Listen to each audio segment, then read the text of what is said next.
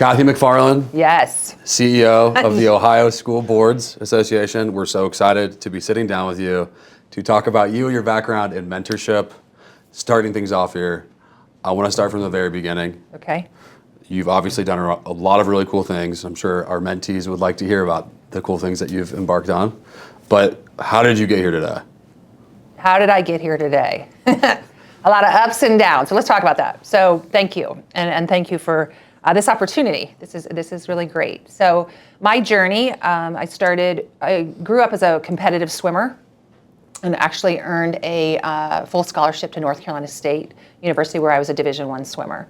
And so going through school, I was never really in school for the academics. I was there because of athletics, and my athletics opened doors, and I got into a university I probably would never have gotten into just academics. So swam for 4 years. High school, I was a captain of my high school team, went to NC State, swam for 4 years. I was captain my senior year there. So pretty early on in my life, I was finding myself in leadership positions, and I liked it. Yeah. Right, I really liked it. So in high school as well? Oh yeah, so I was captain of my high school team, and Did you go to school around here? Worthington. Okay. Yeah. One Worthington, because there was not two high schools. So 1987 graduated, and then went to school in Raleigh, North Carolina. And they had swimming programs at Worthington at the time? Oh yeah, because they had their own natatorium. Gotcha. Upper Arlington, Worthington, we were big competitors, but yes. So we were one of the few high schools that had a pool connected basically to the school, which was great sometimes, but it also meant morning workouts, walk to the high school, take classes, come back in the afternoon and train. So how did you get involved in swimming in the first place? So in Ohio, of all places. Right. So I grew up at Brookside Country Club. Used to spend my days swimming while my parents played golf. And took a natural knack to it, was good at it, loved it. I really loved it. Pretty athletic. Both my parents were athletic. My brother was athletic, is athletic. And so that's where I started swimming. And I started finding success early. And I learned very early on, I like to win. And I like to also, and I'm talking about like 7 and 8 years old, I liked setting goals, working towards those goals. And in swimming, it's pretty easy, right? Because you have times. And so if you want to go to the national level, you have to swim this fast. If you want to go above that, you have to go this fast. So I really enjoyed setting a goal and then working for that goal. And then learning from either accomplishing it or really most importantly, not accomplishing it, coming back, redoing my plan, and then working towards it. So 7 and 8, what kind of goals were you setting? Yeah. It was to be the best swimmer, to be, really? Yeah. That early? That's early. Awesome. Because I was on a summer league swim team, and we were competing. Yeah. And if I'm going to compete, and I don't know how much you know about swimming and training. None. It's a lot of hours. It's a lot of hours. And so I felt like if I was I remember my friends in high school, they would always have the most grueling training. Yes. And be eating everything. Yes, which was nice. That's the positive. Like thousands of calories a day. Yeah. So, so just very young, I learned, and I also like to lead. I like to, that leadership, being a part of the team. You're on a swim team, and so learning and on a relay, working together with 3 other athletes to accomplish a goal. And so when I reflect back on how I got to this seat as a chief executive officer. And tell us about some of the journey in between too. Yeah. I would say, so growing up and then as an athlete, and then when I graduated from NC State, I was like, no, what do I do, right? Like my whole identity was being an athlete. And so I came back to the Columbus area, and there happened to be a coaching position open in Dublin, and they needed substitute teachers. So they're like, hey, go and be a substitute teacher. And I was like, what? I don't know anything about teaching. What'd you go to school for? Communications. Okay. And so I got in that classroom, Josiah, the first time, and I was like, this is where I belong. Oh my gosh. So I went back to school. I already had a degree, went back to school, got my teaching certificate, eventually taught for 8 to 10 years, and then got my principal license and was a assistant high school principal, a middle school principal. So for 8 years I did that, and then I was a high school principal. And so once again, working on teams, being in a leadership position, And then got a call one day when I was a high school principal. Loved what I was doing. I love, hands down, I want you to put it on the record. I love teaching. I love students. I just love all of that. Yeah. But I got a call, and they were looking for a deputy executive officer here at Ohio School Board Association, and wanted to know if I'd be interested. And I'm like, what do school boards even do? I mean, I kind of knew what they did, and then interviewed, and here I am. Let's go. Yeah. So obviously, along the journey, you've had plenty of opportunities to mentor. Yes. To be mentored. Yes. Tell us about some experience. I mean, you were talking thousands of kids. Yeah. Over the span of your career. And that was my favorite part. My Yeah. favorite part was working with students and learning what they wanted to do and what their goals were. And so I have purposefully, I have made it a point to make sure I get into schools. And I do a lot of work with Liberty High School students, and I go in and I speak to those students about setting goals and wellness. I'm actually almost finished with a wellness workbook that I've been working on for a few years that I will use as part of my presentation. And so I also have people that reach out to me who say, hey, can you help me with this, or can you help me in this leadership position? I have my executive coaching certificate, and so I do some executive coaching with adults. But my true passion and heart is with young students, with my high school kids. They're just great, right? Yeah. They have so much potential and so much ahead of them, and I just feel so blessed if I can help them with their journey and walk beside them. Do you have any like standout moments that you're like, you know what, I know I'm in the right place? I just had with one. your students that they're like some moments that you like hold on to. Or I just had one the other day. I was over at the STEM program in Olentangy and talked to the class for 45 minutes, and afterwards I walked out and they were lined up. Dr. McFarland, and I gave them my cell phone number, and I said, and one of the things I talk about is how important it is to have positive people in your life, and so I gave them my cell phone number. They've reached out to me. I'm going back to talk to them. So, yeah, kids are fun, and I don't know if anybody out there's taught school before, been in front of kids. They kind of stare at you, right? And you're like, okay. I mean, I kind of think I'm funny. What's wrong? It's afterwards when they're like, you changed my life, or oh my gosh, I'm motivated. And then the teacher, usually, in this case, called and said, oh my gosh, Kathy, you lit a fire under them.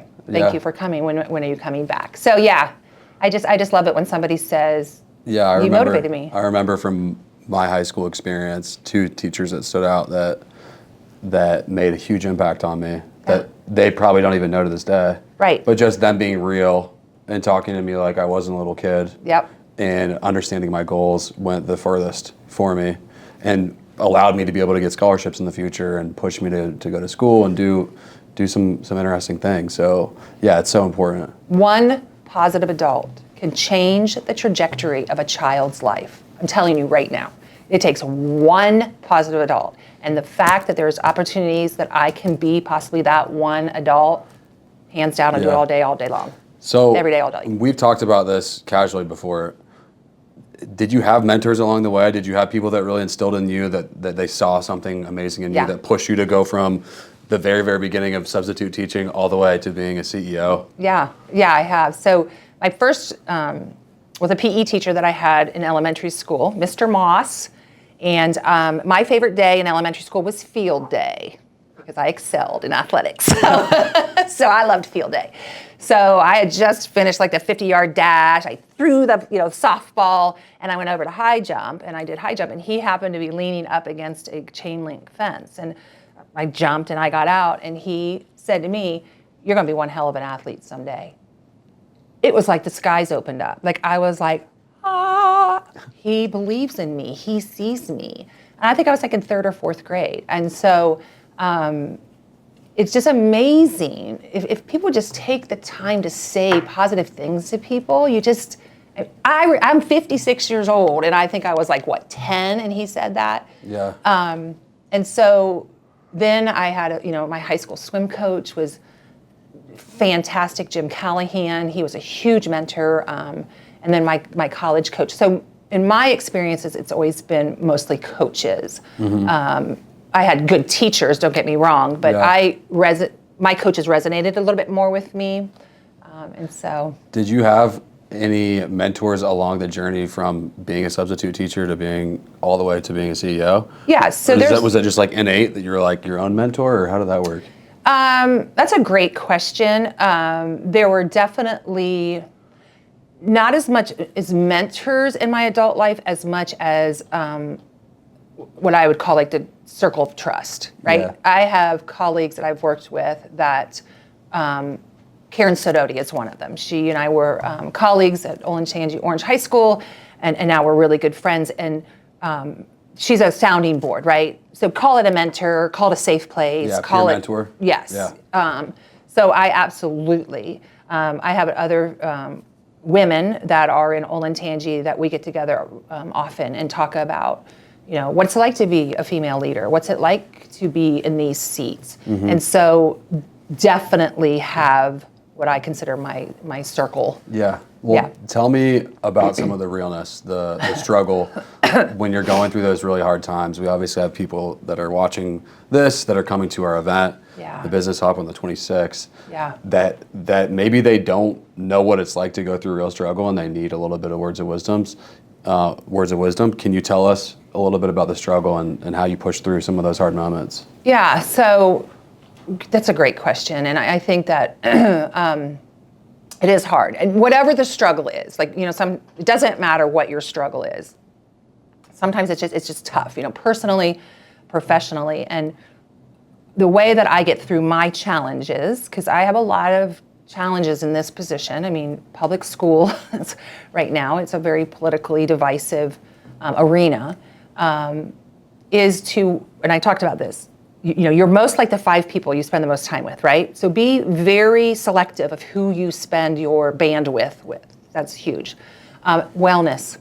You have got to make sure that you're keeping up on your wellness, right? And that means moving your body, getting your sleep, nutrition, trying to cut back on maybe not so great habits that you have,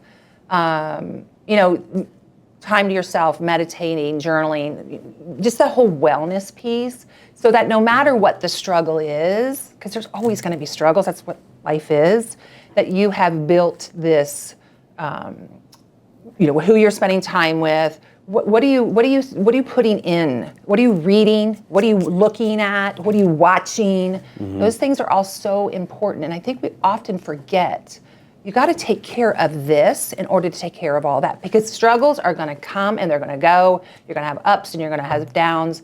But if you're not sleeping and you're not taking care of yourself and you don't feel good about yourself, if you look in the mirror and you're like, oh, your energy that you're projecting out to people, do know that Yeah. if when you don't feel good about yourself, people know it. Yeah. So I just would say, there's not any specific struggle that I would pinpoint other than I just know how important it is. And that's why I did this wellness workbook that I'm working on, just really how important it is. And to have goals, like what is your goals?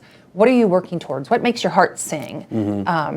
So Love that. That's the most practical answer I think we've gotten so far. Yeah. Just take care of yourself. You got to take care of yourself. 100%. Take care of the people you love. Take care of yourself. Yeah. Because life is going to be challenging. 100%. Yeah. What about mentees out there? Yeah. I mean, you get exposed to kids. Yeah. You've been exposed to kids of all different walks of life. What do you want to see more from them to be able to get better mentorship? Is there certain traits that you were like, hey, like cool it on that one, and let's do more of this one? Yeah.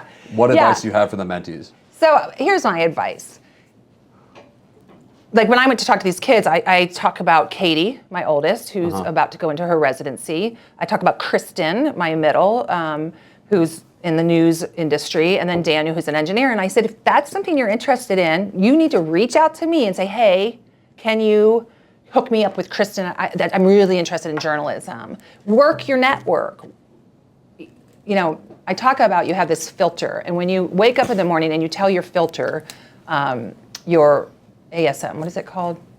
I should know this, it's in my book. Anyways, you should set that, and you should always be looking for, if you have the goal to be in journalism, and then this tall lady comes in and talks to you and then mentions her daughter's in in the news, you should say, oh gosh, is there any way I can maybe connect with your daughter? Yeah. And one of the students did that and reached out to Katie because she wants to go into medicine and she wants to understand what the medical school journey is. And Katie said, sure, I'll talk to her. So I would just really encourage young people to look around. There's somebody down the road and the goal that you're pursuing, right? Yeah. You want to be a lawyer. There are lawyers out there. Talk to them. I love it when students tell me that they have done internships and didn't like it. I'm like, bravo. Because guess what? You just saved a lot of time and money, Yeah. right? Absolutely. You thought you wanted to do IT. You had 6 months in IT and you're like, great.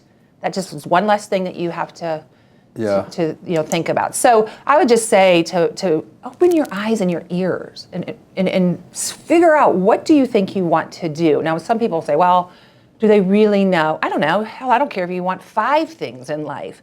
Figure out what you want and then look around and say, who can help me get from here to what I want? Yeah. I feel like a lot of times too, from my perspective in high school, I didn't realize the opportunities that were directly in front of me because I didn't have like the boldness or put one and one together of like, oh wow, that person's actually a business owner and I work for them. Yeah. Why am I not asking them about entrepreneurship? Right. You know what I mean? And so the people boldness factor. The thing that young people don't realize is, I love it when people come and say, hey, Right. can you help me? They always are like, oh, I don't want to bother them. No, we want to. We are humans, right? We are humans. And when anybody says, I want to learn from you, oh, God, that makes me feel great. Of course I'm going to help you. Yeah. So put yourself out there. It's the same thing when the high school folks that have attended the business hop Yeah. reach out, and when they come, they get the most I attention know. because they're the youngest, they're the most eager, and people just want to pour into their spongy brains. Exactly. We want to fill tanks, right? Yeah. There's a lot of us who, I am always open to students coming in here. I'll talk to you, I'll help you with your goals. I mean, I think the whole service, giving back, fills somebody's tank and also fills the giver's tank. Yeah. And so If you were to mentor yourself Yeah. 10 years ago, Yeah. what would you say?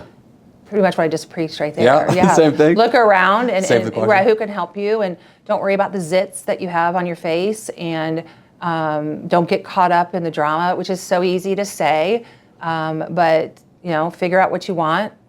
I grew up in a household that it was, if you want something, go get it. If you didn't get it, work harder. And so I had that kind of family foundation, but I wish I could go back in time and say, you know what? You're gonna kill it. Like you got it. Like try to enjoy the ride a little bit course. more. So I love that. and I think that also at a young age we put beauty as a physical trait.